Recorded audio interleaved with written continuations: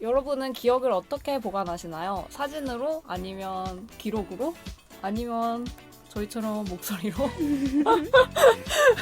저희 4월 주제는 기억인데 오늘도 역시 기억에 대해서 얘기할 예정입니다.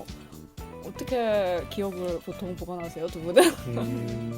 만약에 어린 시절이라면 초등학교 때 일기 쓰잖아요. 그쵸. 그러니까 습관적으로 일기를 썼던 기억이 나요. 왜냐면 일기 숙제를 꼬박꼬박 이제 검사하셔서. 근데 저 같은 경우 재미난 게 쓸거리가 없으니까 매일 독서 일기를 썼던 저 막 동시 쓰고 맞아. 짧으니까. 책 항상 정리 요약해 갔던 이제 맞아, 그런 맞아, 기억들이 맞아, 나거든요. 맞아. 근데 요즘에는 일기는 잘 안 쓰는데 가끔 가다가 메모장에 그냥 스마트폰에 어떤 단상, 아이디어를 계속 그 기록을 하는 편이에요.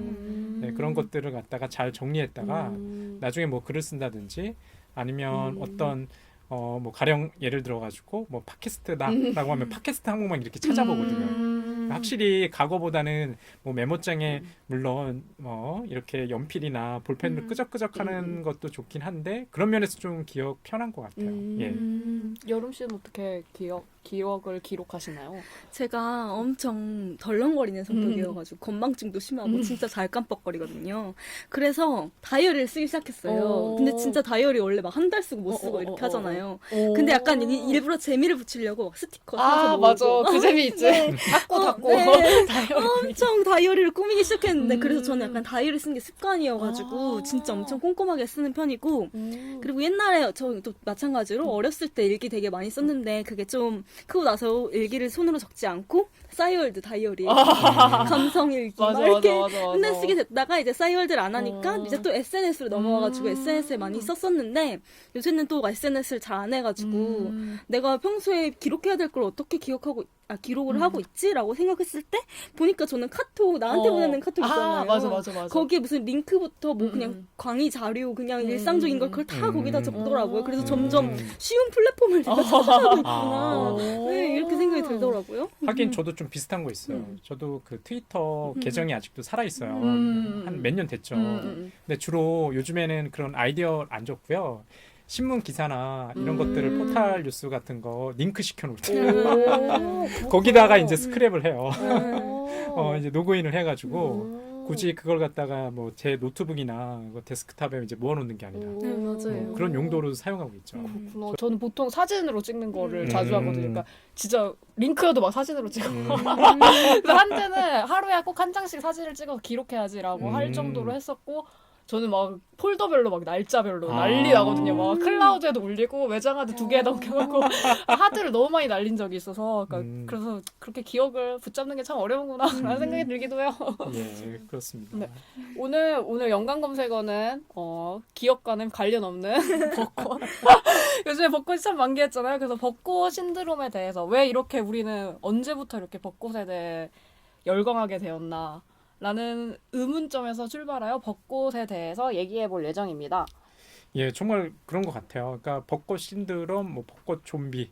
예, 이렇게 방송을 이제 준비하면서 찾아보게 되는데 봄만 되면 생각나는 게 뭐 진달래, 뭐 개나리 이 꽃이 아니라 벚꽃인 것 같아요. 맞아. 그렇기 때문에 뭐 벚꽃 때문에 뭐 벚꽃 엔딩이라는 노래도 자연스럽게 이게 생각이 나고 거의 몇 년인가요? 몇 년에 걸쳐서 한 봄만 되면 한 2월 말부터 한 3월 정도 되면은 그 차트에 이렇게 올라가 있는 것 같더라고요. 저는 찾아보다가 되게 재밌는 게 그 나무위키에서 검색하다가 본 건데 2014년에 서울 여의도 윤중로 그 벚꽃 거리 있잖아요. 거기서 어떤 60대 노인분께서 혐일 감정이 되게 심하신 분이었대요. 그래서 이거 벚꽃 축제 왜 하냐. 그래서 나무를 6그루나 베어가지고 불구서 입건 냈었다고. 대단하시다. 정정하신데요? 근데 제가 이걸 보면서 저도 근데 저희 이거를 하기로 해가지고 주제를 떠올렸을 때 벚꽃 하면 떠오르는 영화가 뭐가 있지라는 생각을 저는 먼저 했거든요. 근데 실제로 생각나는 영화들도 다 일본 영화인 거예요. 맞아요. 뭐 사쿠라 뭐 이런 거. 그쵸. 이와이 슌지 막 4월 이야기, 하나와 앨리스 그리고 좀 1, 2년 됐나 했는데 앙 단팥 인생 이야기 이런 거 떠올리면 다 그 거리에서 이렇게 벚꽃이 휘날리는? 근데 국내 영화 중에는 별로 그렇게 강렬하게 떠오르는 영화는 없더라고요. 벚꽃 엔딩 이 노래 말고는. 네, 맞아요. 응. 그러니까 영화나 뭐 영상은 잘 모르겠는데 개인적으로는 다 그 벚꽃에 대한 어떤 기억, 뭐 추억이 있을 것 같아요. 저도 생각나는 벚꽃이 이렇게 활짝 만개한 게 기억이 나는 게 아니라 봄바람이 이렇게 휘날리는 벚꽃. 아마 이 방송을 하는 이번 주가 피크 아닌가요? 맞아, 네, 맞아. 맞아요. 네, 제가 생각하기로는 다음 주 정도에 한 비 오면 이제 벚꽃 끝나거든요, 시즌이. 근데 항상 보면은 그런 기억들이 있어요. 이게 이 거리를 정말 이제 노래 가사 마냥 누구랑 뭐 손잡고 걸어가면은 얼마나 뭐 행복할까? 이런 것들이 있는 것 같아요. 제 기억 속에 이렇게 가로수처럼 이렇게 쭉 뻗어져 있는 벚꽃 맞아. 있잖아요. 맞아. 네, 그게 이제 가장 기억이 남는 것 같아요. 맞아. 뭐 진해도 벚꽃 축제 아닌가요? 그쵸. 네. 진해항. 군항제라고 네. 36만 그루나 있다고. 36만 그루 진짜 했어요. 많죠. 그래서 제가 떠오르는 우리나라 국내에 있는 뭐 영상 같은 게 있나라는 생각을 하다가 로망스 생각나세요? 살인미소로 김재원 씨가 정말 한참 오래된 드라마인데. 근데 거기가 배경이 진해인가 봐요. 그래서 아. 군항제가 나온다고 하더라고요. 그래서 군항제 거기 가면 그 로망스 길 이런 게 있다고 하더라고요. 그래서 이게 있구나. 굉장히 오래됐는데 되게. 오래된 그쵸. 걸 어떻게 기억하고 있는지 기록 열심히 하셔서. 우리 제이 씨께서 어떻게 기억하고 있는지 저도 굉장히 어릴 때 그 드라마 본 기억이 나거든요. 그때 여자 주인공이 누구예요? 김하늘 씨. 아 맞다. 김하늘이 그 유명한 대사 있잖아요. 나는 선생이고 너는 그렇죠, 학생이야. 맞아요. 그러니까 생각보다 벚꽃 신드림이 저는 그러니까 벚꽃 축제를 간다던가 이런 게 되게 오래된 느낌이 아니었는데 그 드라마로 떠오르면 되게 뭐 그렇게 뭐 그분 그 60대 노인분처럼 그렇게 뭐 외색이 강한 어떤 축제라는 생각은 안 들더라고요. 그걸 떠올리면 또. 뭐 실제로 벚꽃의 그 뭐 근원이라고 해야 될까요? 원산지는 일본이 아니라 뭐 한국 뭐 제주도라고 예, 하더라고요. 제주도인가 맞아, 울릉도인가 맞아, 뭐 맞아. 이렇다고 네. 얘기 좀 들은 것 같아요. 음. 근데 그 아까 그 할아버지께서는 글쎄요, 그렇게까지 벚꽃에 화풀이할 필요 없었어요. 근데 저는 일본의 국화가 벚꽃인 줄 알았어요. 맞아, 맞아, 네, 맞아, 근데 맞아. 이번에 찾아보니까 아니라고. 국화더라고요. 아, 네. 국화래요? 맞아. 진짜 일본적인 아. 이미지가 확실히 있는 것 같아요. 그렇구나. 근데 뭐 여하간 벚꽃 엔딩이란 노래가 가장 벚꽃 신드롬에 부합하는 노래인 것 같아요. 어떻게 생각하세요? 벚꽃 엔딩 가장 인기 있는 이유가 뭘까? 이게 제가 찾아보니까 벚꽃 엔딩 2012년도에 맨 처음 출시됐다고 하더라고요. 벌써 횟수로 보면은 5년, 6년 이렇게 넘어가는 노래고 뭐 올해는 조금 뜸한 것 같긴 한데 말 그대로 좀비송인 것 같아요. 이맘때쯤이면 이제 올라가고 이맘때 때쯤이면 아마 저작권도 장범준 씨가 벚꽃 연금이라고. 그렇게 들어올 것 같은데 인기 있는 이유가 뭘까요?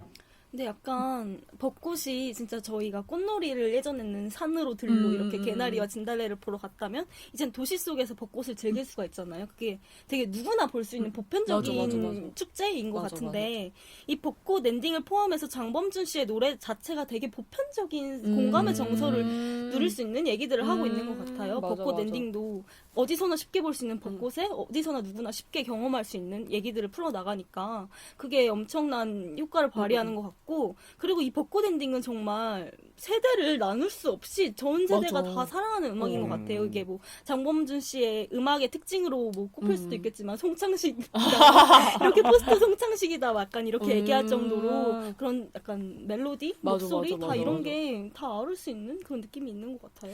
캐롤이 된 느낌이에요. 시즌 때마다 어, 흘러나오는 캐롤 캐롤이라고 같은, 이렇게 부르더라고요. 그리고 벚꽃 엔딩 이후로 그런 벚꽃에 대한 노래들도 굉장히 많이 나오고 맞아요. 그렇죠. 생각나는 뭐 노래 있으세요? 저는 그거 어떤? 봄이 좋냐? 그냥 어제 그냥 유튜브 하다가 그게 뜬 거예요. 근데 되게 싫은 거예요. 그 노래가 너무 누구 노래예요? 10cm. 아 봄이 좋냐? 어, 좀 막 좀 봄이 좋냐라고 저주내려. 약간 비아냥거리는 것 같아요. 네, 저주 내려요, 좀. 커플한테 저주를 내리는 아. 그런. 왜 저래? 저도 같은 마음이에요. 봄이 좋냐? 와서 난 이렇게 외로운데. 세미 씨는 생각나는 노래 있으신가요? 저는 글쎄요 어제도 좀 찾아봤는데 여자친구 유주와 노꼬가 부른 우연의 봄. 이게 좀 가장 좀 인상 깊은 것 같아요. 그러니까 봄이 우연처럼 다가온다는 게 너무 잘 그 노래에서 표현된 것 같고요. 봄에는 좀 무슨 일이 일어났으면 좋겠잖아요. 왜냐하면 이제 1년을 시작하는 계절이기 때문에 어떤 식으로든 나한테 뭐 그게 뭐 연인이어도 좋고 좋은 사건이 좀 벌어졌으면 하는 그런 바람이 좀 나오는 것 같아요. 저는 에피돈 프로젝트 봄날 벚꽃 그리고 너 이 노래 진짜 좋아하는데 그 노래가 가사도 없고 그냥 그렇죠. 연주곡이거든요. 연주곡이죠. 네. 근데 저는 약간 벚꽃의 다른 꽃이랑 다른 매력 지점이 낮이랑 밤이랑 모습이 전혀 다른 꽃이어가지고 맞아. 네, 벚꽃 축제를 맞아. 가도 낮에 갔을 때랑 밤에 맞아. 갔을 때 정서가 너무 다르거든요. 근데 이 노래는 되게 밤의 벚꽃의 모습이랑 너무 잘 어울리는 것 같아요. 맞아. 그러고 보니까 밤에 저는 벚꽃을 보는 기억이 없는 것 같아요. 어떤 기분이에요? 되게 조명 같아요. 그 꽃이 저한테는 그런 느낌이에요. 약간 가로등과 그 네. 벚꽃의 어울림이라는 게 네. 좀 왠지 쓸쓸해 보이는데. 그리고 하늘이 되게 더 남색빛으로 이렇게 보이는 느낌이 있어서 하늘이랑 벚꽃이 대비가 되게 강한 느낌이어서 되게 청량한 그런 느낌이 들더라고요. 좀 비슷하게 저도 그 봄날 하면 생각나는 게 김은아 씨가 예전에 허진호 감독 그 영화 있잖아요. 봄날은 간다에서 불렀던 봄날은 간다. 이제 좀 기억이 되게 남더라고요. 우울한 거 맞아요. 세민이는 되게 아니 에피톤 프로젝트 이제 봄날 벚꽃 그리고 너 하니까 생각나는 노래가 이제 김은아 씨의 그 노래인 것 같아요. 근데 그 노래가 벌써 2000년 초반 영화인 그쵸. 것 같아요. 맞아. 근데 굉장히 오래됐죠. 한 10년 이상 된 노래인데 영화와 더불어서 그 김은아 씨의 그 목소리, 그 뭐랄까요, 그 색톤이 굉장히 잘 어울리는 노래 맞아요. 같아요. 봄날은 간다. 좀 쓸쓸하긴 한데 아까 말하신 것처럼 꽃이 피었으면 또 꽃이 또 저무니까요. 다른 노래는 또 생각나는 거 없으세요? 그거랑 로이킴 씨의 봄봄봄? 네, 이 아, 노래도 되게 많이 생각나는데 그 맞아, 노래 맞아. 되게 익숙한 멜로디로 맞아, 하잖아요. 맞아, 그래서 맞아, 표절 논란도 맞아. 근데 그게 표절 논란이 좀 완전히 뭐 해소가 된 거예요? 아니면 좀 봉합된 건가요? 그냥 흐지부지 끝난 것 같아요. 그래서 그분들끼리 합의 본 느낌. 그래서 아직까지도 로이킴 씨 기사 이런 것 뜨면 늘 그렇게 표절 이러면서 악플 다시는 분들이 계시더라고요. 하긴 저도 계절 봄을 연상하는 노래로 그 지금 말씀하셨던 봄봄봄이 생각나긴 했는데 그 표절과 관련된 것 때문에 일부러 얘기는 하진 않았거든요. 그런데 그 아까 다시 우리가 얘기를 돌아가면 벚꽃 엔딩이 분명히 이렇게 사랑받는 이유가 있는 것 같아요. 세대를 넘어가지고 뭐 장범준 씨의 그 감수성이라는 게 20대의 감수성도 있지만 20대를 지나오신 분들이 그 20대를 갖다가 뒤돌아봤을 때 봄날하면 좀 생각나는 그런 감수성이 있지 않나. 특히 뭐 사랑하는 사람과 벚꽃이 휘날리는 그 거리를 걷고 싶다는 마음이 잘 표현된 것 같아요. 뭐 장범준 씨는 뭐 운이 좋은 거죠. 연금 노래 하나 있잖아요. 그쵸. 보니까 그 뭐 이 노래 때문이더라도 뭐 건물도 사고 맞아. 20대 때 이렇게 경제적으로 성공하기 힘든데 맞아요. 그런 면에서는 장범준 씨가 뭐 30대 거의 20대 말 아닌가요? 30대일 거야. 벌써요? 저 2살, 저보다 2살 어리세요. 아, 88년생, 87년생 이랬던 것 같아요. 그렇군요. 이랬던 것 같아요.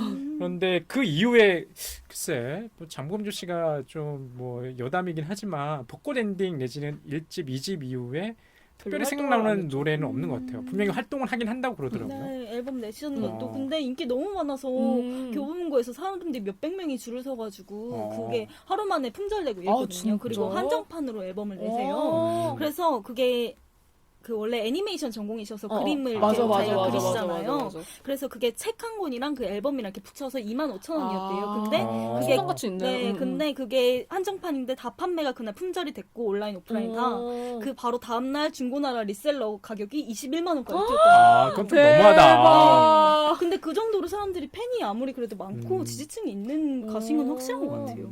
그 10배나 이렇게 붙여서 팔아요. 리셀러 얘기하니까 또 생각나는 게 있네요. 벚꽃 MD들. 그럼요. 진짜 애증의 벚꽃 MD. 스타벅스 같은 데서 매 봄마다 그러니까 늘 시즌별로 내긴 하지만 특히나 인기 많은 게 벚꽃 MD 봄마다 나오는 그 상품들? 그런 게 있죠. 네. 네. 신상품을 이제 벚꽃과 어울려져 파나 보네요. 근데 전 좀 신기했던 게 그 시즌별로 막 나오는데 나올 때마다 사람들이 새벽에 줄을 서가지고 사거든요. 그리고 제한이 없어요. 몇 개를 살 수 있다. 이게 제한이 없으니까 리셀러들이 그걸 막 몇십 개씩 사는 거예요. 사서 그걸 중고나라에 텀블러 쿠폰을 빼고 정가에 팔거나 비싸게 이렇게 파는데 그게 시즌별로 나오는데 그 벚꽃 MD가 나오기 바로 전이니까 거의 한 달? 두 달 전에 발렌타인 MD가 있어요. 근데 거기서도 줄을 이렇게 많이 섰으면 사람들이 그렇게 또 살 필요가 없을 거거든요. 왜냐면 썸머 시즌이 또 있는데 맞아, 벚꽃에 맞아. 오히려 더 많이 사람들이 맞아. 모이는 게 진짜 벚꽃이 여성들의 취향적이요? 맞아. 그걸 하고 있는 것 같아요. 아무래도 날이 따뜻해지면 더 많이 이렇게 상품, 어떤 소비 내지는 쇼핑하고자 하는 욕망이 이제 점점 커지는 것 같아요. 저 찾아보다가 소름 돋는 거 찾았었어요. 벚꽃 음료랑 벚꽃 버거. 벚꽃 빵도 있고 빙수도 있어요. 근데 맛 없을 것 같아. 왠지 화장품 맛 날 것 같아. 왠지 모든 수식어가 벚꽃이네요. 네. 근데 벚꽃의 이미지가 아까 얘기하신 것처럼 화장품은 잘 어울릴 것 같은데 음식은 먹는 거는 조금 좀- 아닌데 근데 요새 진짜 벚꽃 맥주, 벚꽃 술 맞아. 이런 게 진짜 많이 나오거든요. 약간 가실주는 좀 이해가 가요. 그 이미지가 약간 복숭아 맛 날 것 같은데 약간 이런 느낌이 있어가지고. 피치 맛, 뭐 사와 뭐 이런 거 아니에요? 그리고 아까 진해 말씀하셨는데 진해에서만 파는 파는 빵이 있대요. 그게 벚꽃빵인데 벚꽃 진액이 진짜 들어가요. 맛 없을 것 같아. 진액이 있어요? 그럼 약간 그게 좀 무슨 것 뭐 같아요. 달달한 맛인가요? 꽃이니까 그걸 내는 건지 정확히는 모르겠는데 그렇다고 제가 생각해 하더라고요. 별다른 맛이 안 날 것 같은데. 그렇죠. 그러니까, 그냥 모양만 벚꽃 그거 저는 찾아봤는데 버찌라고 혹시 기억나세요? 그 벚꽃 열매를 버찌라고 하는데 제가 그거를 왜 그 기억하는 열매가 있어요? 네. 오. 그걸 먹을 수가 없대요. 맛이 없어가지고. 아. 근데 기억하는 이유 중에 하나가 초등학교 때인가 중학교 때 배운 것 중에 버찌 씨를 저도 그 말했어요. 동전 대신해가지고 어떤 분한테 그걸 물건 바꾸는 그런 에피소드를 가진 교과서에 나온 소설이 있거든요. 진짜 감동적인 거잖아요. 근데 그것 때문에 찾아봤었는데 버찌가 되게 아무 맛도 안 나고 정말 무기능이래요 그게. 그래서 벚꽃 향으로 만든 뭐 빵이나 음료 같은 거 대체 뭐지? 뭘까 그거? 약간 맛 없을 것 같은데 약간 이런 생각 많이 했던 것 같아요 저는. 벚꽃 향이 있나요 그때? 근데 저도 못 느꼈던 것 조금 같아요. 체리향 같은 향이 나지 않나요? 저는 나일락 향은 항상 좀 기억이 남는 게 있거든요. 맞아. 예전에 약간 이제 나일락이랑 아카시아 오, 향이 예, 제일 아카시아 강해요. 같다. 맞아. 나일락보다는 아카시아가 예전에 어떤 기억이 있냐면 고등학교 때 이렇게 야자 끝나고 집에 가잖아요. 그 워낙 나일락과 아카시아 나무가 많으니까 그 아카시아 향이 이렇게 바람에 실리는데 굉장히 상쾌해요. 아 이제 집에 가는구나. 마치 나를 위로해주는 오늘 제가 수고 많았어. 오히려 이제 벚꽃에 대한 그 인상이 오. 그 시각적인 이미지만 있고요. 오. 그 어떤 향은- 후각적인 이미지는 오히려 아카시아가 더 있는 것 같아요. 맞아. 그래서 저는 만약에 너 봄하면 생각나는 게 뭐야? 어떤 시각적인 것보다는 오히려 후각적인 거 아카시아 향이 더 기억에 남는 것 같아요. 그러니까 그 향은 굉장히 친숙하고 뭐 껌으로도 있잖아요. 맞아. 아카시아 껌 뭐 이런 것들로 뭐 기억에 남는 것 같아요.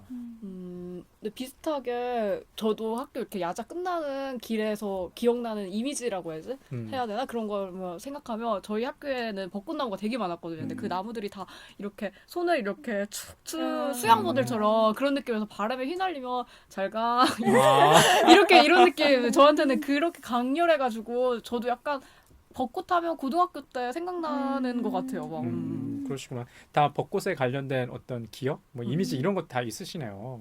뭐 따로 없으세요, 여름님은? 저는 이러면 또 제 나이가 밝아지는데 저는 벚꽃 엔딩이 2012년에 나왔는데 제가 2012년에 20살이었거든요. 제일 어려요. 저희 중에 가장 어립니다. 그래서 되게 진짜 신입생의 그 새내기 풋풋함 딱 이럴 때 벚꽃이 피고 벚꽃 엔딩이 딱 나와서 엄청나게 극적인 맞아, 효과를 이렇게 그러네. 불러일으켰고 저희 캠퍼스 안에 큰 연못이 있고 그 연못을 둘러싸고 다 벚꽃나무여서 거기가 진짜 커플의 예쁘겠다. 성지였어요. 그 진짜 예뻐서 동기들이랑 맨날 가서 막 공강 시간에 처음에 동기들끼리 우르르 몰려다니고 이러잖아요. 다 같이 막 이렇게 이렇게 청춘을 즐겼던 좋다. 그게 제 유일한 여유였고 유일한 청춘의 기록이에요. 굉장히 벚꽃 내지는 봄에 관한 다들 뭐 좋은 기억들이 있으시네요. 그러니까 이 봄을 어떻게 보면은 즐겁게 뭐 과거와 현재가 만나면서 보내시고 있다는 생각이 드네요. 저희 벚꽃 다들 축제 갔다 오셨나요? 꽃놀이 다녀오셨나요? 아, 못 갔습니다. 오. 갈 것 같지 않네요. 저희 다음에는 벚꽃 아래에서 녹음하는 날을 기다리며 오늘도 날씨가 너무 좋아서 밖에서 녹음하면 참 좋을 텐데 그러게요. 소리 때문에 절대 그럴 수 없다는 거. 저희 연강감사가 마치겠습니다. 예, 고맙습니다. 벚꽃향을 따라서 이번에는 마치 마들렌 향이 날 것 같은 영화 마담 프로스트의 비밀 정원을 준비했습니다. 다들 이 영화 재밌게 보셨나요? 예, 네, 저는 재밌었어요. 재밌게 봤어요. 저는 이 영화를 극장 개봉했을 때 봤었거든요. 근데 그때 기억에 왜 그 영화를 봤지? 지금 봤을 때는 안 봤을 것 같은 영화라서 왜 봤나 싶었더니 이거를 네이버 검색에다가 쳐보면 바로 뜨는 것 중에 하나가 아트버스터 예술 영화라고. 그러니까 아트 필름과 블록버스터의 합성어인, 그러니까 예술 영화임에도 불구하고 흥행했던 영화를 아트버스터라고 시사용어라고 사전에 이렇게 나오더라고요. 그런 대표적인 사례라고. 그래서 10만 명이나 그때 개봉 당시 되게 예술 영화로서는 성공적인 사례인 성공적인 사례인 영화라고 하더라고요. 그래서 되게 많은 사람들이 좋아했던 영화였구나라는 거를 새삼 다시 이거를 준비하면서 깨달았던 것 같아요. 네. 마담 프로스트의 비밀 정원 어떻게 이야기가 대략 어떻게 전개되시는지 좀 얘기하실 네. 수 있나요? 제가 줄거리 간단하게 말씀드리겠습니다. 네, 맨 처음 영화가 시작이 되는데요. 어떤 아이의 소리가 나요. 막 아기의 관점으로 이야기가 이렇게 시작이 됩니다. 그래서 아빠는 약간 무섭고 엄마는 다정한 조금 우리나라의 업무 자체는 자애로운 어머니 자체. 아래에서 그런 아무튼 그렇게 시작을 합니다. 그래서 그런 엄마 아빠와 함께 자란 폴이 주인공인데요. 그래서 귀여움 고익스라는 배우가 폴을 연기를 합니다. 근데 그 폴은 2살에 부모님을 잃고 동시에 부모님 이름과 함께 말을 잃게 돼요. 그래서 두 이모 손에서 자라게 되는데 두 이모가 손이 너무 피아니스트의 손이라고 얘는 피아노 해야 돼 이래가지고 강압적으로 피아노를 배우게 돼요. 근데 되게 잘 쳐요. 그래서 평소에는 두 이모 따라가지고 댄스 교습소에서 피아노 이렇게 치기도 하고 콩쿨 준비도 하고. 근데 피아노를 칠 때 되게 특이한 게 슈게트라는 프랑스 과자를 먹어야지만 피아노를 쳐요. 그래서 그거 없으면 슈게트 먹어야 된다고 막 관광다니면서 막 빵집 가고 마치 자판기에 동전 넣어야지 음악이 나올 것 같은 당보충 하는 거네요. 당보충. 그쵸. 그런 식으로 살아가고 있습니다. 네, 그러던 와중 피아노 조율사, 자신의 집에 방문하는 피아노 조율사 분이 있는데 그분이 눈이 보이지 않는 장님이에요. 그래서 그 장님이 LP판을 놓고 다른 어떤 수상한 곳에 들어가는 모습을 발견을 하게 됩니다. 그래서 그 LP판을 들고 조율사분을 따라가서 이웃집인 마담 프루스트 집을 방문하게 되는데요. 그래서 영화 제목대로 비밀의 정원을 가지고 있는 마담 프루스트는 자기의 정원을 빼앗길까봐 두려움에 폴에게 약을 먹여요. 약인지 차인지 모르겠는데 아무튼 그걸 먹은 순간 폴은 완전 망각의 상태로 눈을 뜬 채 정신없이 살게 됩니다. 근데 그런 모습을 보고 프루스트는 호기심을 갖게 돼요. 이 폴에게. 그래서 폴의 집에 몰래 들어가가지고 폴의 잃어버린 기억을 내가 찾아와 주겠다라는 일념 아래 그러니까 음악을 가져오라는 명령을 하고 그래서 이제 폴은 그렇게 음악을 들고 가면서 자신의 잃어버린 기억, 그러니까 2살 이전의 기억들을 찾아가면서 영화가 시작이 됩니다. 네. 구구절절. 그러니까 이 이야기를 보면 그 이야기가 본격적으로 시작하기 전에 오프닝 크레디트 전에 마르셀 프루스트의 문구 잃어버린 시간을 찾아서의 이제 작가인 프루스트의 이제 문구가 나오죠. 기억은 일종의 약국이나 실험실과 비슷하다. 아무렇게나 내민 손에 어떤 때는 진정제가 때론 독약이 잡히기도 한다. 라는 그 문구가 등장하면서 시작을 해요. 그러니까 영화 메시지가 좀 비슷한 것 같아요. 기억이라는 소재를 갖다가 진정제, 약이 될 수도 있고 독약이 될 수도 있다. 근데 지금 폴이라는 인물이 아버지, 어머니에 대한 어떤 기억, 자신의 무의식 속에 있는 기억은 처음에 망각된 거긴 하지만 일종의 좀 독약처럼 있어요. 네, 독약처럼 있는데 그게 시간이 지나면서 진상이 드러나고 거기에서 진정제가 되고 약이 되는 좀 비슷한 것 같아요. 그러니까 영화를 갖다가 보신 분들이라면 마르셀 프루스트의 그 문구만 보더라도 이 영화가 주는 메시지 그거는 그렇게 어렵지 않게 읽어내실 수 있는 영화인 것 같아요. 이름도 원제는 원래 아틸라 마르셀이라는 주인공 폴의 아버지의 이름이더라고요. 예, 맞아요. 근데 아버지 이름이구나. 근데 저희 국내 개봉판에서는 마담 프루스트의 비밀 정원이잖아요. 근데 그 이름을 조합하면 마르셀 프루스트 바로 잃어버린 시간을 찾아서 바로 나오는 게 되게 뭐라고 하지? 어떻게 보면 다 알려주는 식으로 영화 자체가 오픈되어서 시작이 되는 것 같아요. 아까도 이제 맨 처음에 그 간략하게 뭐 이야기, 뭐 시놉시스 말씀해 주셨는데 첫 오프닝 크레디트가 좀 전 인상적이었어요. 왜냐하면 처음에 아틀레아 마르셀이라고 보이는 가죽 자켓을 입은 남자를 갖다가 카메라가 따라가잖아요. 시선을. 프레임이 이제 그렇게 잡히는데 롱테이크로 잡히죠. 계속해서 따라가는데 처음에는 그냥 카메라의 시점인가 객관적인 시점인가 이렇게 생각을 했는데 알고 봤더니 아이 유모차에 있는 아이 폴의 시선이에요. 아이의 이제 손도 보이고 아이가 칭얼거리는 소리도 들리고 그러면서 쭉 따라가는 그 오프닝 씬이 저는 좀 인상적이었어요. 근데 이게 아이의 시선이 우선 처음에 나오고 뭐 잃어버린 기억도 그 2살 이전의 기억이라고 하잖아요. 근데 되게 뜬금없는 얘기지만 사담으로 저희의 첫 씬이 있으세요? 가장 오래된 기억이라고 해야 되나요? 그렇죠. 자기가 기억하는 첫 번째 순간. 그거는 생각해보지 못했고요. 영화와 관련해서는 좀 그런 기억도 있는 것 같아요. 내가 어머니 아버지 손에 이끌려서 맨 처음 본 영화가 정확하진 않는데요. 그 당시 단성사라는 극장이 있었어요. 지금은 없어졌죠. 그 종로에. 나이가 드러나네요.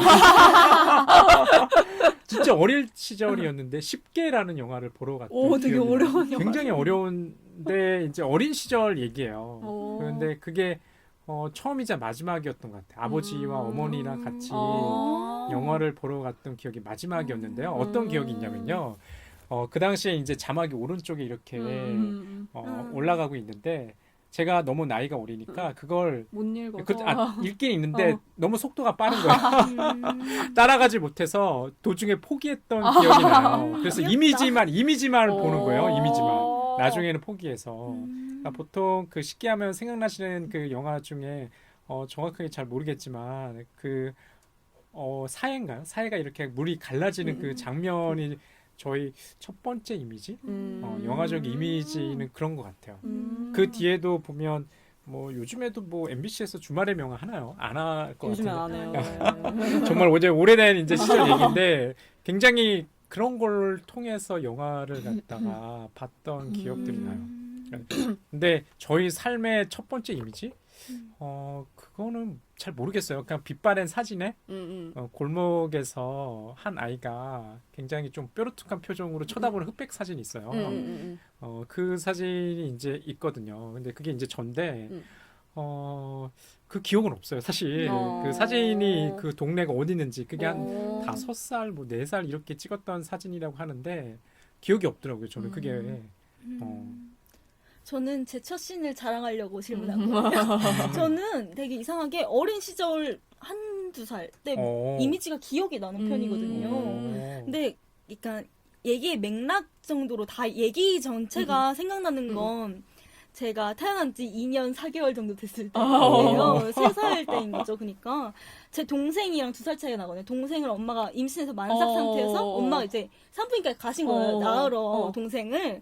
그래서 엄마가 병실 침대에 이렇게 누워 있었고 저는 엄마가 막 아픈 것 같아서 되게 걱정되는 그런 마음이었고 아빠랑 이렇게 손을 잡고 있었고 엄마는 누워있는 상태에서 저희가 식사를 해야 돼가지고 저랑 아빠랑 나가서 밥을 먹었던 기억이 나요. 그게 약간 이렇게 맥락이 이어지는 첫 씬이고 제가 아주 어렸을 때 막 1~2살 때 살았던 집의 풍경들이 다 기억이 나요. TV가 어디 있었고 정식장이 어디 있었고 이렇게 기억나서 저는 이게 마담 프로스트의 비밀정원 영화가 약간 좀 자기적일 수도 있다고 생각했거든요. 그 아이의 시선을 통해서 본 그 기억이 안 남아있을 수 있는데 자꾸 되돌아가려고 하니까 근데 내가 이렇게 기억하는 걸 봤을 때 이 영화가 약간 타당하기도 하다 약간 이런 생각 들더라고요. 맞아. 이 시점샷이 그리고 되게 계속 지속적으로 나오잖아. 그러니까 예. 늘 폴이 과거로 떠오를 때마다 항상 시점샷으로 시작이 되더라고요. 그래서 얼핏 보이는 그 애기 손이라던가 아니면 예. 엄마가 나를 바라본다던가 그러면서 그 시점이라는 거 자체를 이 영화에서 뗄래야 뗄 수 없는 것 같은데요. 근데 저는 이 시점샷을 보면서 이 실뱅 조메라는 감독의 그 전작품이 일루저니스트가 생각이 나더라고요. 예. 왜냐하면 거기서도 비슷해요. 캐릭터가 폴도 말을 하지 않는 것처럼 일루저니스트의 마술사도 말을 못 하는데 여기서는 거기서는 풀샷으로 거의 그들의 행동을 보여주는 반면에 맞아요. 이 영화에서는 되게 클로즈업도 많고 얼굴이 보이는 장면이 되게 많더라고요. 근데 그거를 왜 그렇게 했을까라는 생각을 하다가 문득 그냥 보다가 되게 그러니까 조금 이 감독의 작가 스타일과 맞지 않는 어떻게 보면 노선이니까 좀 특이하다라는 생각을 하면서 봤었는데 되게 그 클로즈업을 하다 보니까 눈에 띄는 장면 중에 하나가 이 폴이 꿈으로 들어갈 때, 그러니까 어떻게 보면 과거로 돌아갈 때 눈을 뜨고 돌아가더라고요. 그러니까 어떻게 보면 그게 꿈일 수도 있고 잠자는 상태일 수도 있는데 왜 하필 눈을 뜨고 있을까? 근데 그 눈을 엄청 되게 강렬하게 보여주더라고요. 눈도 막 엄청 충혈됐어. 막 빨개 주변이. 그래서 그 눈을 통해 마치 이 관객들이 들어가는 듯한 느낌을 저는 받았었거든요. 그래서 일부러 이 감독이 그 전작의 느낌과는 또 다르게 이런 방법을 취한 방법이 이 시점샷을 쓰고 싶어서 인 것 같다는 생각이 들기도 했었어요. 저는. 네. 아이의 시선인데 뭐 카메라의 어떤 눈의 역할을 담당하는 것 같아요. 지금 말씀하시는 것처럼 눈을 뜨고 그 홍차와 이제 마들렌인가요? 네. 마들렌 한 조각을 먹고 기억 속으로 빠져드는 거죠. 저 무의식의 세계로. 뭐 저희도 사실 이 방송하면서 마들렌 먹으면서 지금 방송을 진행하고 있는데 그 마들렌 내지는 홍차 그 맛이라고 해야 되나요? 아주 후각이라고 해야 되나요? 미각이라고 해야 되나요? 그런 이제 감각들이 풍기면서 이제 기억 속으로 과거로 이렇게 회상신이 이제 돌아가는 것 같아요. 근데 생각해보니까 눈도 뜨고 있고 마들렌을 먹는 미각과 차의 후각 그리고 꼭 음악을 듣는 청각 이렇게 진짜 감각이 완전 충만한 상태에서 빠진다는 생각이 들고 그래서 과거로 돌아가서 자꾸 뮤지컬 장르처럼 이렇게 막 이렇게 화려한 그런 느낌이 나오는 게 아닌가 생각도 들었고 그리고 아까 말했듯이 폴이 눈을 뜬 상태로 과거로 가는데 아이의 시점에서 보기 때문에 자꾸 아빠나 뭐 엄마나 다 이렇게 눈을 마주치면서 얘기하잖아요. 그게 정말 눈과 눈이 이렇게 대면하는 그런 느낌을 위해서 그렇게 접근한 것 같기도 하네요. 그러게요. 지금 이제 말씀하시는 것처럼 그 아이의 시선이라고 하는 게 어떨까? 우리가 아이를 지나왔지만 아이가 어떻게 세상을 바라보는지는 잘 모르잖아요. 아까 이제 클로즈업 그 숏에 대해서 말씀하셨는데 정말 그럴 것 같아요. 아이를 갖다가 어르거나 놀아줄 때 항상 어머니 아버지들이 얼굴을 바싹 대고 맞아. 아이를 갖다가 이제 옹알이 하는 것들 아이고 이쁘네 이렇게 달아주잖아요. 그런 장면들이 잘 묘사가 된 것 같아요. 맞아. 특히 이제 그 회상 기억신으로 돌아갈 때 보면 그 아이리스라고 해가지고 이게 동그랗게 겉은 이제 어떤 아이 약간 뿌옇고 그 앞만 이렇게 선명하거든요. 그리고 종종 과거신으로 갈 때는 판타지스러운 것 같아요. 맞아. 네. 개구리들이 그렇죠. 말하는 노래. 노래, 뭐 뮤지컬적인 요소도 좀 있고 특히 어디 휴양지, 그러니까 비치나 이제 해변가를 갔을 때 그 모습들. 네. 그러니까 이 영화가 그렇게 무거운 주제를 던진다고 저는 생각하지는 않는데 영화적으로 봤을 때는 그냥 가볍게 즐기고 넘어갈 만한 이제 영화 같다는 생각을 좀 들었어요. 그러니까 아까 아트버스트라는 말씀을 하셨잖아요. 이게 예술 영화라는 그 카테고리에도 좀 들어가 있고 뭐 블락버스트라는 이제 카테고리에서도 같이 좀 연관될 수 있는 것들이 뭘까 보면은 그런 지점이 관객들한테 좀 호소하는 지점이 있는 것 같아요. 우리나라 사람들이 뮤지컬 영화를 그리고 되게 좋아하잖아요. 그래요? 그러니까 되게 흥행을 많이 하죠. 흥행을 많이 해요? 저는 잘 솔직히 어릴 때 뮤지컬 영화를 굉장히 싫어했거든요. 그러니까 생각나는 뮤지컬 영화가 가장 생각나는 게 뭐 있냐면요. 레미제라블. 그 이후는 조금 좋아졌어요. 아마 그때 시점이 대통령 선거 맞아. 끝난 그때 시점이었을 것 같아요. 그때 이제 전 대통령이었던 박근혜 씨가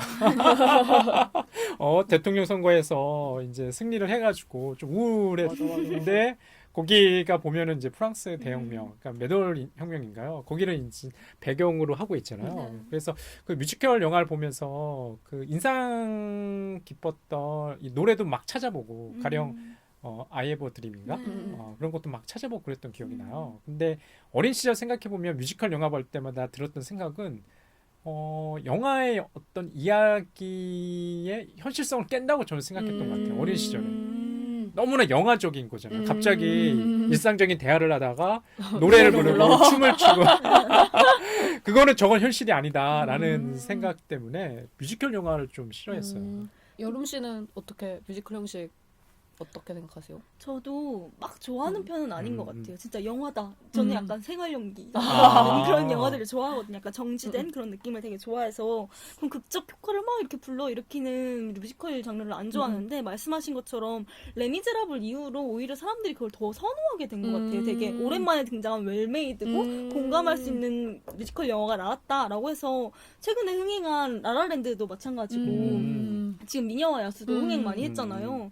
근데 저는 그걸 두고 보면서 되게 감정적으로 동요되지 않았는데 되게 많은 사람들이 인생 영화다. 막 이렇게 하고 되게 꿈꾸는 것 같다. 약간 이런 식으로 많이 표현하더라고요. 근데 약간 그 영화라는 환상 체험을 하기 위해 되게 적합한 장르이지 않나라는 생각이 들었어요. 그러게요. 그러니까 뮤지컬 영화뿐만 아니라 뮤지컬 팬들도 굉장히 많잖아요. 맞아. 뭐 오페라나 뮤지컬과 같은 그런 음악극에 대한 수요 대신 사람들의 관심이 굉장히 많다는 생각이 드네요. 근데 그런 점에서 이 영화는 어찌됐든 꿈이라는 그러니까 과거라는 기억을 통해서 뮤지컬로 가니까 그렇게 막 이질감이 느껴지는 것 같잖아요. 그랬어요. 그게 좋았어요. 그런 것 같아요. 지금 말씀하시는 것처럼 제이님께서 이게 꿈이라는 소재 내지는 기억이라는 소재를 다루기 때문에 그런 폴의 아이 시절을 묘사하는 것이 전혀 어색하지가 않고 관객한테 미치는 효과나 이런 영향들을 보면은 즐겁기도 하면서 나의 어린 시절은 어떻게 지금 아까 여러분께서 말씀하셨던 건 이미지로 좀 있을까? 내가 나이가 많이 들어서 그러나 그 이미지들의 잔상은 사진으로밖에 없거든요. 그런 사진을 봐야 아 이때 이랬나? 이런 이미지들이 좀 있어요. 근데 그런 이미지들이 그 아까 말씀하셨던 것처럼 전 오감, 뭐 후각이든 미각이든 아니면은 뭐 촉각이든 이런 공감각적인 것들과 버무러졌을 때 더 오래 좀 각인되는 것 같아요. 맞아요. 그래서 여기 주인공 폴도 노래로 잘못된 기억이라고 해야 되나요? 그러니까 자기 아버지가 우리 엄마를 때렸을 거라는 그 착각 그게 엄청 노래로 각인됐었잖아요. 그래서 그 알티 마르셀이라는 노래 자체를 듣는 것도 되게 용기 있게 그러니까 되게 결심하고 듣는 그런 장면이 나오기도 하고 근데 어찌됐든 들어가지고 잘못된 기억을 잘 재구성한다고 해야 되나? 그런 느낌이 들어가지고 우리의 그러니까 세미님의 기억도 어떻게 보면 우리의 이 각인된 기억들도 충분히 바뀔 수 있다는 가능성을 약간 제시해주는 영화인 것 같기도 해요. 이 영화가. 그러니까 보면은 지금 말씀하신 것처럼 저는 잘 몰랐거든요. 그 아틀레 마르셀이라는 곡 이름의 그 음악이 나오나 보죠. 그러니까 이 이야기 자체가 그렇잖아요. 그 폴의 잘못된 기억, 잘못된 믿음이 수정되면서 폴의 인생이 바뀌죠. 그렇죠. 예, 뭐 이 영화를 보시면 알겠지만은 뭐 사랑도 얻고 그다음에 뭐 여행도 가고 우리가 이제 이 영화를 보면은 굉장히 이제 이상한 게 주인공이 대사가 없잖아요. 아까 뭐 말씀하셨던 것처럼 뭐 실어증, 뭐 실어증, 그러니까 말을 잃어버려요. 2살 이후에 아버지 어머니가 어떻게 죽었는지 잘 모르고 누구도 이제 거기에 대해서 진상을 알려주지 않죠. 두 이모도. 그 이모 캐릭터들도 굉장히 재미난 것 같아요. 만화 캐릭터 같죠, 되게. 두 분이 뭐 특히 저는 인상적인 게 그 댄스 교습소에서 18세기 낭만주의를 막 얘기하면서 춤을 추고 19세기 뭐 사실주의, 20세기 뭐 아이슈위츠, 수용소 뭐 갑자기 옆에서 아스피린 얘기하니까 아스피린 19세기라고 하면서 춤을 이렇게 가르쳐 주는 것들이 있어요. 근데 그게 꿈이나 기억과 같은 그 영화 장면에서뿐만 아니라 그 현실에서 이 댄스 교습하는 그 장면도 그 동네 사람들 굉장히 좀 재미나더라고요. 맞아. 네, 그리고 좀 인상적인 것 같아요. 이 영화에서. 그리고 막 혼내는 거 진짜 무서웠어요. 멈출 수도 있지. 저는 이 영화 처음 봤을 때 이모들이 되게 대단하다는 생각을 많이 했었는데 어떻게 자기 조카인데 저렇게 고이고이 키워가지고 돈 많이 드는 프랑스는 안 그런가? 피아니스트를 키워가지고 되게 저도 처음에는 되게 착한 이모들이라고 생각했는데 뭐 착하긴 하지만 나쁜 건 아니지만 아무튼 그러게요. 그 33살이거든요, 폴이. 근데 마지막으로 올해의 연주상. 이게 이제 나이가 청년상, 천년 연주상은 33살까지다. 어떻게든 이제 얘가 피아니스트로 성장하기 위해서 이 상을 받기 위해서 정말 애쓰는 장면들, 뭐 굉장히 유명한 레슨 선생님도 이제 섭외하고 이런 것들이 나왔는데 좀 독특한 것 같아요. 이런 설정이 두 이모에 의해서 양육되는 폴. 그리고 그 아까 얘기할 때도 말했지만 줄거리 소개할 때도 슈게트를 먹어야지만 이거 피아노가 나오는 근데 이게 전환이 되는 시점이 있어요. 그러니까 결론적으로 이 영화 말머리에는 피아노가 아닌 우쿨렐레를 치잖아요. 예. 근데 그 계속 시점샷에 대한 얘기를 했었는데 꿈이 시점샷으로 계속 나오다가 나중에는 그 용기 있게 알티 마르셀이라는 알틸라 마르셀인가? 마르셀? 예. 이라는 그 노래를 들었을 때 꿈으로 이제 또 과거로 들어가는데 그때도 시점샷으로 시작을 하는데 나중에는 누구의 시점도 아닌 샷으로 변해요. 그러니까 엄마랑 아빠랑 레슬링하는 장면에서. 근데 그때 이후로 그 다음에 이어지는 이제 현실로 돌아왔을 때 장면이 현실에서 시점샷이 나온단 말이에요. 여태까지 한 번도 나오지 않았던. 그러니까 그러고 나서 그때 폴이 나 이제 피아노 안 칠 거야. 그러니까 뭔가 내가 내 삶을 살겠어라고 말을 하는 게 뭔가 그거 보면서 우리도 어찌됐든 그 과거 영화 속에 있는 과거 장면을 보면서 거기를 통제할 수는 없잖아요. 폴도 역시 마찬가지고 옛날에 있었던 과거를 지금 와가지고 고친다고 절대 되지 않지만 적어도 재구성을 할 수가 있는데 그런 전환이 되는 시점이 기점이 되는 쇼트가 그런 것 같아가지고 뭔가 우리 관객들과 이 폴이 엄청나게 이 과거를 어떻게 하면 재구성하고 어떻게 하면 더 나은 삶을 살아갈 수 있도록 우리가 할 수 있을까요? 약간 이런 의문점을 던지는 것 같아가지고 되게 교훈적인 영화라고 해야 되나? 그런 생각이 많이 들었던 것 같아요. 네. 그런 지점 되게 재미난 것 같아요. 그 폴의 시점으로 보는 시점 숏에서 그 시점 숏에서 다른 숏으로의 이제 전환. 그게 이제 어떤 효과 내지는 뭐 영향을 발휘할까 보면 분명히 그 폴이라는 인물한테 어떤 변화를 갖다가 나타내는 거죠. 그러니까 우리가 이제 영화를 볼 때 항상 드는 게 어떤 내러티브, 뭐 서사, 이야기만 따라가는 게 아니라 이렇게 인물들을 갖다가 어떻게 프레임에서 잡고 있는가를 보시면 굉장히 재미난 것 같아요. 맞아요. 뭐 흔히들 얘기하는 뭐 영화적인 것이 더욱더 잘 보이게 되고 저 숏은 이런 이유 때문에 찍었겠구나 라는 것으로 좀 영화를 바로 볼 수 있어서요. 지금 뭐 제이님께서 얘기하셨던 그런 대목 다시 한번 좀 찾아봐야 될 것 같아요. 저는 좀 잘 의식하지는 못했거든요.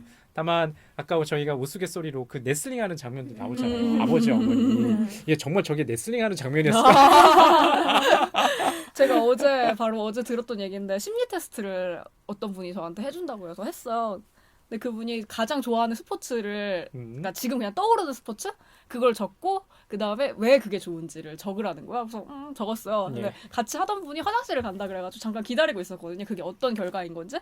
근데 그분이 그 얘기를 하는 건데 이거 되게 자기가 이런 질문을 했을 때 우리가 불쾌할 수도 있다는 거야. 그래서 왜 그러죠? 그러니까 왠지 느낌이 오는 거야. 뭔가 성적인 것과 관련돼 있는 거구나. 그러니까 그게 알고 봤더니 그 이유가 그 심리 테스트 자체가 어떤 성생활에서 어떤 이상향을 가지고 있는지에 대한 그러니까 어떤 종목이 중요한 건 아니고 이유가 중요한 거래요. 그래서 이유가요? 그래서 그런 얘기를 해주시면서 그 스포츠와 섹슈얼리티를 정신분석학에서는 꼭 연결시키는 경향이 있대요. 그래서 그 얘기를 듣고 이 영화가 문득 생각이 나는 거야. 그 레슬링하는 장면. 되게 뜬금없잖아요. 예, 그렇죠. 그래서 왠지 폴이 그 어린 시절에 엄마 아빠의 성관계하는 모습을 보고 얘가 충격을 받아가지고 그렇게 잘못된 기억을 어떻게 보면 독약인 그 마르셀 프루스트의 말처럼 독약으로 생각하고 착각하고 얘가 여태까지 생각했던 게 아닐까라는 생각이 어제 그분의 얘기를 들으면서 그게 좀 적절한 설명 같아요. 네, 또 기억하지 못하는 진짜 무의식에 잠재돼 있죠. 맞아. 그러니까 무의식에 잠재된 것은 마치 링 위에서 아버지와 어머니가 레슬링을 하는 듯한 그런 장면, 아니면 목을 조리는 그런 장면. 알고 봤더니 그거는 이제 아버지와 어머니의 어떤 부부 생활을 갖다가 엿봐서 부부 생활이라고 말하는 게 더 이상하지? 부부 생활을 엿봐서 2살 어린 이제 폴의 눈에는 그렇게 비춰진 거죠. 좀 독특한 해석인 것 같은데 좀 적절한 해석인 것 같아요. 네, 아이의 맞아요. 눈에는 그렇게 비춰지지 않았을까요? 맞아. 네. 2살이면 진짜 아무것도 모르다니까. 그래서 뭐 말 못해서 모르는 것처럼 보이는 건가? 근데 저는 그래서 아까 말씀하신 것처럼 2살은 아무것도 모를 때니까 이렇게 말씀하신 것처럼 그때는 엄마 아빠가 그때 사고를 당하잖아요. 그때 엄마 아빠가 죽었다고 인식할 수 없는 나이라고 저는 생각을 했거든요. 맞아, 보통 맞아. 모른대요 그러네. 아이들이. 그렇잖아요. 다치거나 이러면 엄마 아빠의 반응을 보고 아는데 반응조차 보이지 않는 그러네. 상태에서 그래서 저는 이 영화가 약간 자기적이다. 말도 안 된다. 약간 음. 말도 할 수 있고 아이가 사고할 수 있는 능력이 딱 드러났으면 모르는데 시점샷으로 보이는 것만 보이는 상태에서 그걸 어떻게 죽음으로 인지하고 말을 시작도 안 해본 애가 실어증이라는 병을 계속 알지? 이게 좀 약간 자기적이라는 느낌도 있더라고요. 하긴 그 대목이 영화에서는 그려지지가 않죠. 그쵸. 예, 그러니까 폴이라는 인물이 왜 저렇게 됐는가를 설명하지 않고 그 기억으로 이제 돌아가면서 그걸 조금씩 보여주긴 했는데 그런 면에서 좀 빈틈이 있는 것 같아요. 빈틈이 있는 것 같아요. 근데 그 빈틈도 약간 폴이 만든 환상이기 때문에 빈틈이어도 약간 그 빈틈을 잘 메꾸는 것 같아요. 그러니까 그 요소로 그러니까 뭔가 이것도 모르죠. 이거 폴이 잘못 기억한 걸 수도 있어요. 약간 이렇게 말하면 그냥 맞아요. 이렇게 돼서 빈틈을 잘 메꾸고 있어요 영화가. 그러니까 폴이 여기 나오는 프루스트 부인 마담 프루스트가 뭐라고 해야 되나 뭐 정신 분석 내지 정신 상담 상담사 역할을 해주는 것 같아요. 근데 그 상담사 역할이 이제 얘기를 들어주는 게 아니라 마들렌이랑 홍차 한 잔 내주고 음악 하나 틀어주고 뭐 몇 시간 이렇게 그 시간을 갖다가 기억 속에서 이제 보낼 수 있도록 하는 것들이 좀 나오는 것 같아요. 그래서 여기 어떤 인물들에 대해서 충분한 설명이 다 안 되죠. 이모들에 대한 설명도 잘 안 되는 것 같아요. 두 이모가 왜 결혼하지 않고 원래 그 폴의 어머니가 동생이잖아요. 네. 여동생이었는데 그 폴의 아버지였던 뭐 아틸라 마르셀 마르셀과 이제 결혼을 그렇게 찬성하진 않죠. 뭐 우리 집안에는 노동자는 없었다. 네, 그에 비해 이제 폴의 아버지는 뭐 노동자 출신의 뭐 그런 인물로 그려지거든요. 그러니까 여기 나오는 영화 속에서 인물들이라는 게 굉장히 적어요. 네, 맞아요. 특이하게 적은 것 같아요. 그러니까 이모들, 그다음에 폴, 그다음에 프루스트 부인, 그밖에 또 누가 있나요? 이제 나중에 폴과 연관되는 그 중국계 프랑스인 이름 잘 기억 안 나네요. 얼굴은 기억나는데 얼굴은 진짜 잘 기억나요. 그 정도인 것 같아요. 그러니까 이야기가 그렇게 시간이 길지 않아요. 한 90분 정도 되는 시간에 그냥 유쾌하게 넘어갈 수 있는 영화? 라는 생각을 저는 계속해서 이제 들었거든요. 이 영화 보고 나서. 마담 프루스트는 어떻게 보셨어요? 전 약간 주술사 같다는 느낌을 많이 받았어요. 맞아. 이 영화 자체가 약간 동화 같잖아요. 맞아. 우화 같고. 그래서 저는 그 주술사의 이미지가 왜 들었지? 라고 생각했을 때 약간 동화 이름은 정확히 기억 안 나는데 옛날에 어렸을 때 있던 동화에 막 마법의 숲을 끓여주는 그런 주술사의 느낌이 오더라고요. 그러네, 네, 마르델렌을 그러네. 만드는 거, 차를 끓이는 거. 다 그래서 약간 주술사 어렸을 때 동화를 다시 읽는 듯한 그런 느낌이 받아서 그래서 이 영화가 되게 가벼웠고 되게 좋았던 것 같아요. 그러니까 지금 듣고 보니까 여러님 말씀하시는 것처럼 프루스트 부인이 마녀처럼 보이거든요. 맞아. 네, 처음에 좀 약간 무섭다라는 인상이 있었고 그 큰 개 하면 맞아. 근데 걔도 눈이 멀었죠? 눈이 먼 것보다 이렇게 가린 거 아닌가요? 아니 눈먼 개라고 아예 나오고 눈먼 개라고 그래요? 나와요? 근데 네. 손님이 어. 올 때는 안 짓고 손님이 갈 때 짓는 이상하게 맞아. 집을 못 지키는 게 그런 식으로 나오긴 하죠. 마담 프루스트가 되게 독특하게 나오긴 해요. 그러니까 이 프루스트 부인을 묘사하는 그 소재, 이 화면 속에서 보이는 소재도 그걸 굉장히 잘 표현한 것 같다는 생각이 들었어요. 특히 제가 주목했던 것은 마담 프루스트가 사는 그 아파트에서의 그 출입구였거든요. 다른 출입구는 굉장히 다른 출입구는 표시가 잘 돼 있어요. 우리가 맞아요. 일상적으로 마주하는 그 출입구인데 마담 프루스트의 출입구는 벽이랑 잘 구별이 안 돼요. 맞아. 흰색으로 네. 도색되어 있거든요. 새빵 같은 느낌이 그런 느낌이에요. 맞아요. 그리고 그 안도 보면은 정원이 있잖아요. 음. 실제로 또 그런 것도 좀 다르고 나중에 이제 보시게 되면은 마담 프루스트가 그 공원에 있는 병든 나무를 지키려다가 이렇게 연행되거든요. 그때 지금 카메라로 비춰지는 그 1층에서의 그 우편함들이 있어요. 근데 다른 사람들이 우편함들이 이렇게 모여 있거든요. 근데 프루스트의 우편함만 네, 따로 하나가 있고. 따로 동떨어져 있어요. 그게 그런 소재들 내지는 이 배치 자체가 마담 프루스트가 일반적인 사람이 아니라는 걸 계속 보여주고 실제로 이 사람은 시하면서 그러잖아요. 자기는 기독교 신자가 아니라 부디스트, 불교 신자다. 그리고 자연을 바라보는 태도 이런 것도 좀 다르고. 네, 맞아. 막 암을 선고받았을 때 죽음을 그냥 받아들이잖아요.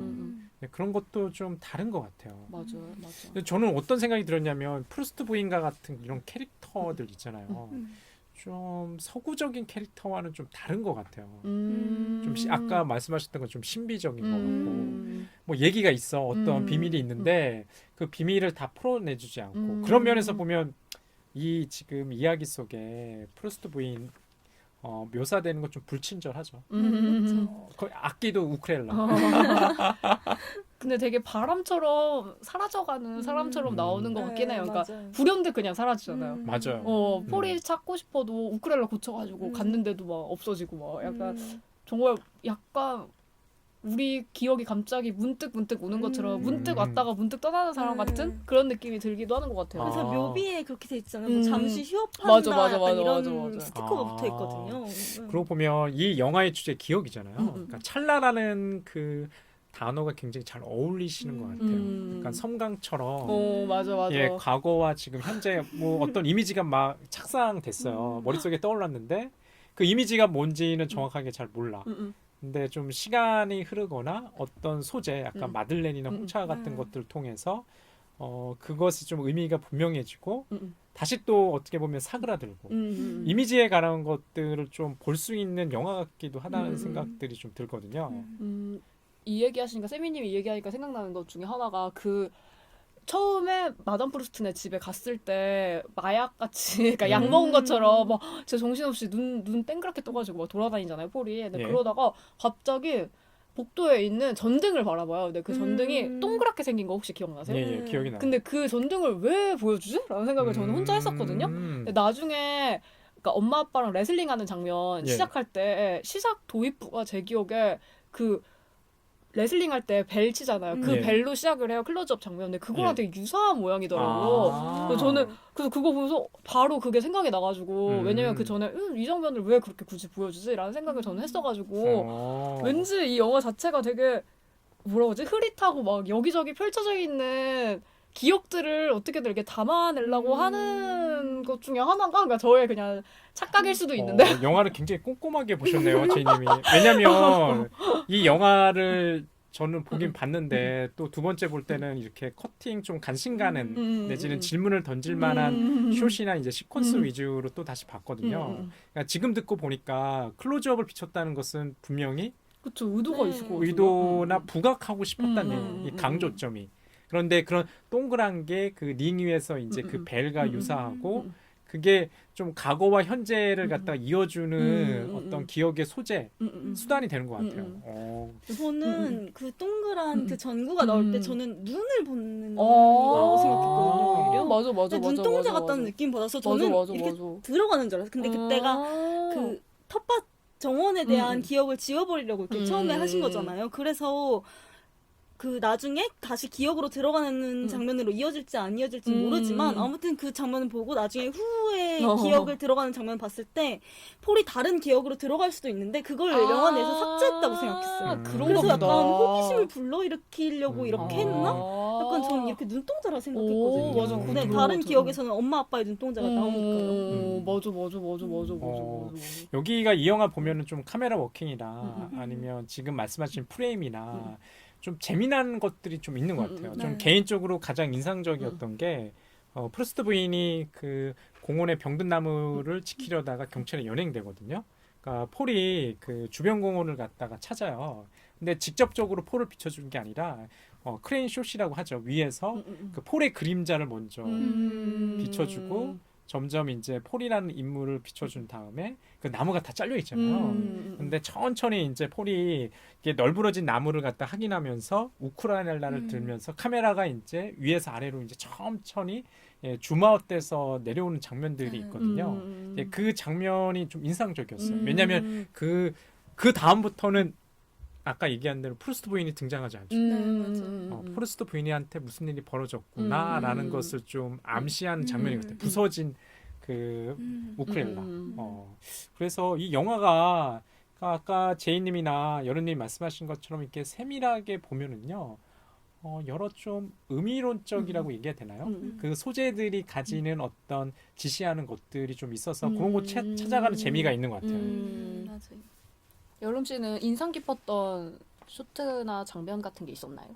저는 그 아까도 말했던 폴이 엄마 아빠의 죽음을 목격하게 되는 그 장면이 저도 놀래서 갑자기 툭 떨어져서 죽음을 맞으시고 저도 맞아. 놀라서 우선 기억이 남았는데 되게 만화 같은 장면이죠. 네, 정말 말도 안 되는 그것도 정말 이렇게 말할 수도 있겠죠. 이건 폴의 기억이 잘못된 거야. 또 이렇게 말할 수도 있을 만한 맞아. 그런 만화 그 같은 정도로, 네, 맞아, 그런 맞아. 상황이긴 한데 어쨌든 기억이 폴이 거기서 엄마 아빠의 죽음을 목격하고 그냥 울고 엄마 아빠 이렇게 마마 빠빠 이렇게 하면서 다시 돌아가잖아요. 그러면서 과거로 돌아가지 않아요. 더 이상 거기서 이렇게 멈춰버리는데 그 망가진 집안의 형태가 그냥 박제된 상태로 그냥 이렇게 빠져나온다는 느낌을 받더라고요. 근데 오히려 그 마담 프로스트의 우쿨렐레는 또 폴이 직접 고치거든요. 그래서 이렇게 그 망가진 집과 우쿨렐레, 고쳐진 우쿨렐레가 되게 상반되는 느낌에서 연결되어 있다. 전혀 다른 결이지만 연결되어 있는 장면이다라는 생각이 많이 들었어요. 저는 되게 인상 깊었던 장면 중에 하나가 그 피아노 이제 안 치겠다고 폴이 하고 나서 그 피아노 위에 피아노 안 치고 피아노에 막 꽃이랑 막 화분 맞아요. 이렇게 키우잖아. 근데 그게 너무 귀여운 게 폴은 거기서 물 주고 있고 그 이모들이 말없이 그러니까 의성어 같은 것만 들리는 거야. 말없이 그냥 뒤에서 막 각자 일을 하고 있어. 근데 그 장면이 되게 그 전에 그 일루셔니스트 영화의 한 장면 같은 그런 느낌이 들어가지고 되게 만화 같고 되게 귀엽다는 생각이 들어서 저는 그 장면이 되게 인상 깊었거든요. 근데 이 감독이 되게 저희 되게 특이하게 비슷한 결을 가지고 있는 감독들을 지금 하고 있는 듯한 느낌? 그러니까 연상호 감독도 원래 애니메이션을 하던 분인데 실사 영화를 찍은 거잖아요. 근데 이 실백셔머 역시 맞네. 애니메이션을 하다가 되게 그리고 주목받는 우리나라에서는 잘 모르지만 안시 프랑스의 유명한 애니메이션 축제에서 안시 모시기 아무튼 거기에서 페스티벌이 애니메이션 페스티벌. 예. 거기서 상도 받고 되게 아. 되게 그래가지고 되게 저는 그냥 이거 준비하면서 되게 우리 그래도 나름 비슷한 결의 감독들을 쭈르륵 하고 있네라는 생각이 들더라고요. 원래 이렇게 애니메이션 감독 네. 출신이에요. 그러니까 애니메이션 감독이 실사 영화로 갔을 때 좀 그러고 보니까 좀 이해가 되는 것 같아요. 그러니까 아까 제가 인상 깊었다는 그 크레인숏도 그것도 애니메이션 같은 좀 느낌이. 그런 느낌인 것 같아요. 마치 저 버드와이드 뷰라고 하잖아요. 새의 관점에서 바라보면서 천천히 이렇게 내려가는 이런 게 좀 애니메이션적이라는 생각이 좀 드네요. 그렇구나. 그리고 저 좀 생각 들었던 게 이것도 어찌됐든 기억이긴 하지만 과거로 자꾸 돌아가서 과거를 보여주잖아요. 그래서 저는 저희가 말했던 시간을 달리는 소리 그쵸. 맞아. 맞아. 근데 거기서는 뭐 무엇을 진짜 바꾸는 행동을 하려고 하지만 여기서는 기억만을 바꾸는 건데 오히려 이게 더 현실적인 얘기긴 하잖아요. 이것도 판타지긴 하지만 그래서 이게 더 흥행할 수 있지 않았나? 이게 예술 영화임에도 불구하고 이런 생각도 들더라고요. 그러게요. 이 영화를 좀 좋게 평가하시는 분들 많은 것 같아요. 되게 좀 즐겁게 봤다라는 그런 평가. 그러니까 예술 영화로 좀 분류됨에도 불구하고 뭐 흥행할 수 있는 그 이유가 뭐였을까라고 생각해 보면은 유쾌하게 좀 즐길 수 있는 영화이지 않았을까? 만약에 이 영화를 보지 못하신 지금 청취자분들이라면 한번 시간을 내서 좀 보면은 괜찮은 영화 같아요. 이 감독이 작년에 부천 페스티벌 국제 판타스틱 영화제 때문에 왔었는데 그때도 그 인터뷰 하는데 그런 얘기를 하더라고요. 그러니까 되게 이 감독이 비행기를 타는 걸 자체를 안 좋아해서 무슨 초청을 받아도 잘 안 간대요. 근데 왜 왔대요? 근데도 온 거예요. 그래서 왜 왔느냐 했더니 자기 영화 그 마담 프루스트의 비밀의 정원이 10만 명이나 봤다 그래서 자기가 너무 놀래가지고 프랑스에서는 그렇게 흥행 안 했대요? 그런가 봐요. 그러니까 너무 궁금하기도 하고 고맙기도 하고 그리고 이 일루셔니스트가 개봉하고 그 다음에 마담 프루스트가 개봉을 하고 그 다음에 14년 개봉한 14년이 넘은 영화인 벨빌의 새쌍둥이를 개봉을 뒤늦게 한 거예요. 저희 나라에서는. 한국에서. 그러니까 그 정도로 왜 이렇게 나 인기 많지? 이런 느낌으로 약간 원래 비행기 타는 걸 안 좋아해서 절대 초청 가면 안 가는데도 왔다고 하더라고요. 그래서 너무 신기하다. 아마 근데 그 감독님 때문에 그 영화를 본 것 같진 않은데 이 많은 사람들이 저도 감독 이름은 생소했거든요. 일루셔니스트의 감독. 아까 이제 말씀을 하셨어요. 일루셔니스트는 꽤 유명하죠. 배우들이 나와서 애니메이션. 애니메이션. 영화 말고요. 그렇구나. 2010년에 개봉한 영화인데 근데 이 영화도 과거에 대한 그러니까 사라진 과거에 대한 향수 같은 게 느껴지는 영화라서 그리고 이 영화가 자크따띠라는 프랑스 유명한 코미디 감독의 각본으로 해가지고 근데 그 정도로 그렇게 유명한 감독님의 각본을 애니메이션화 시켰으면 그 프랑스 자체 내에서도 굉장히 신뢰 있는 재능 있는 재능 있는 감독인데 이렇게 실사 영화 찍는다는 게 되게 연상호 감독? 그러니까 느낌은 다르지만 굉장히 다르지만 굉장히 느낌이 다르죠. 연상호 감독과는 비슷한 뭔가 위치를 가지고 있는 감독이라는 생각이 들더라고요. 네. 한편으로는 좀 그런 생각도 좀 들어요. 너무 영화가 잔잔한 거 아닌가? 나는 좀 불만도 좀 있더라고요. 그러니까 극적인 사건이 어느 정도 있어야 이제 극적인 사건인지 모르겠는데 흔히 우리가 예술 영화 특히 유럽 쪽의 영화에 대해서 가지는 좀 편견 같은 거 있잖아요. 아주 특별하지 않은 걸 갖다가 굉장히 특별하게 이렇게 만드는다는 것. 그래서 그런 날것의 느낌은 없는 것 같아요. 맞아. 그러니까 잘 만든 영화다 어떤 뭐 영화적인 문법 뭐 이런 것들을 통해 보면은 뭐 서사나 그 밖에 있는 그 영화적인 것들이 잘 짜여졌다는 생각은 드는데 또 한편으로 그렇게 새롭다는 생각도 좀 잘 안 든다는 생각이 들어요. 맞아. 근데 저는 이 영화를 보면서 엄청난 이 영화의 모티브가 된 프루스트의 잃어버린 시간을 찾아서에서는 마들렌의 향기로 과거로 돌아가잖아요. 근데 맞아요. 이 영화에서는 음악으로 잃어버린 시간을 찾잖아요. 근데 왜 그러지? 왜 하필 음악일까요? 그러니까 뮤지컬 형식을 하고 싶어서? 저는 그렇게 생각해요. 되게 단순하게. 극적 사건이 없다고 하셨는데 그래도 이 영화가 극적인 건 정말 좀 뮤지컬 장면이 있기 때문이라고 생각했거든요. 하긴 맞아. 그때 그리고 되게 중요한 일들이 다 벌어지잖아요. 그리고 책에서 할 수 없는 거잖아요. 사운드는. 그래서 저는 그렇게 생각했어요.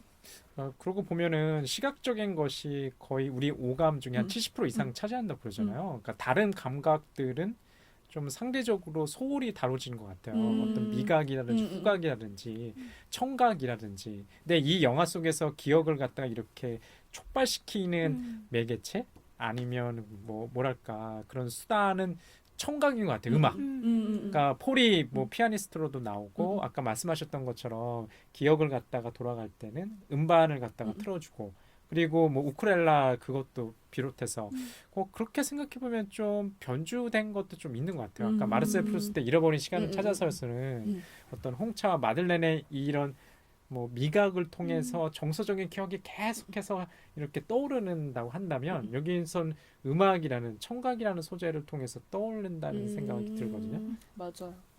근데 그게 시간을 달리는 소녀도 비슷하지 않나요? 거기서도 책에서는 라일락 향이 계속 나오는데 맞아. 그러네. 뛰는 행위 그리고 또 음악이 막 나오잖아요. 그래서 진짜 영화는 좀 다른 문법을 가질 수밖에 없구나 이렇게 이어져서 생각 들었어요. 정말 그러네요. 그러니까 저희가 이제 얘기했던 시간을 달리는 소녀와 좀 비교하시면서 보는 것도 재밌겠네요. 맞아. 저희 이번에는 마담 프루스트의 비밀 정원에 대해서 얘기를 해봤는데요. 그냥 얘기하면서 우리의 과거 저는 되게 과거를 되게 복기를 많이 하는 편이거든요. 혼자 있을 때 옛날에 나 이랬었지 그러니까 지금 이렇게 할 거야 라는 생각을 되게 많이 하는데 항상 느끼는 게 그렇다고 해서 과거를 바꿀 수는 없지만 그래도 그 과거를 발돋움해가지고 어떻게 보면 동력을 삼아가지고 더 새로운 미래를 향해서 생각하는 과정이라고 저는 늘 생각하거든요. 그래서 듣는 여러분들도 그런 계기가 되는 시간이었으면 좋았을 것 같고요. 그리고 여름 씨랑 뭐 세미 씨도 어떠셨나요? 오늘 이렇게 마담 프루스트에 대해서 얘기하면서. 저는 아까 세미 씨가 얘기하실 때 이거 기억이 독약일 수도 있고 진정제일 수도 있다라고 이 영화에서 얘기하고 있다고 하셨는데 저는 그래서 그 대사를 들으면서 포레스트 검프의 대사가 생각났어요.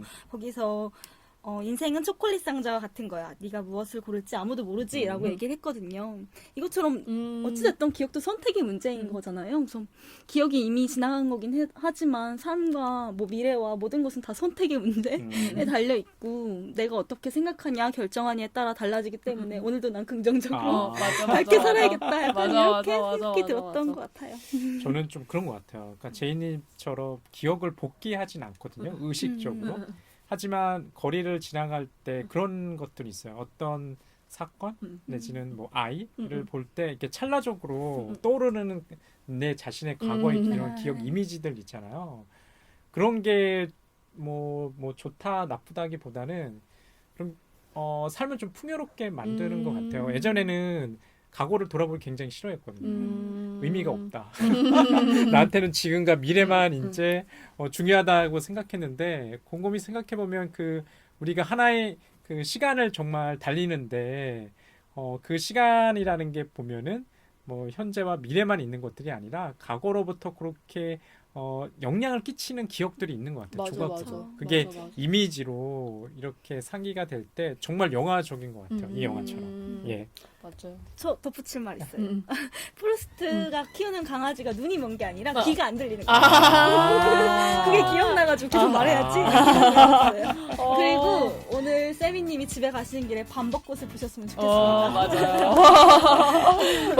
오늘 향기를 따라가지고 만난 벚꽃 신드롬과 마담 프루스트의 비밀의 정원 얘기해 보았고요. 저희 다음에도 또 보는 게 아니구나 들을 수 있었으면 좋겠어요. 예. 다음에 또 와주세요. 예, 고맙습니다. 감사합니다.